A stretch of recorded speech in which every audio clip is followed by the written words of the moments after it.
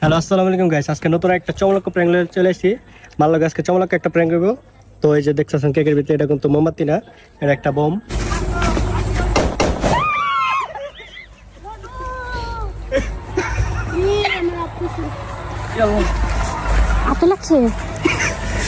আসসালামু আলাইকুম এভরিওয়ান।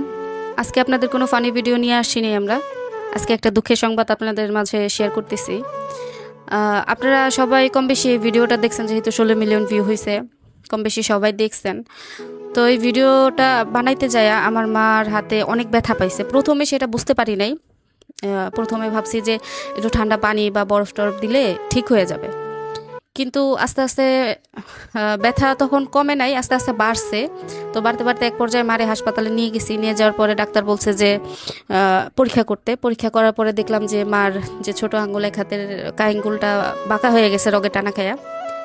আরেকটা হাতের কবজি থেকে হাড় মানে ফাইটে গেছে, একটা হাড় ফাইটে গেছে। আপনাদেরকে আনন্দ দিতে যায় আমার মারে এত বড় ব্যথা দিয়ে ফেলছি।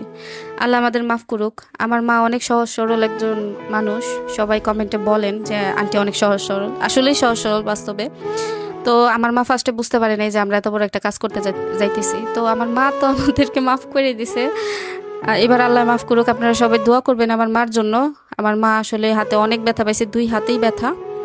তো সবাই অবশ্যই দোয়া করবেন আমার মার জন্য। তো আজকের মতো আর কিছু বলার নাই। আসসালামু আলাইকুম।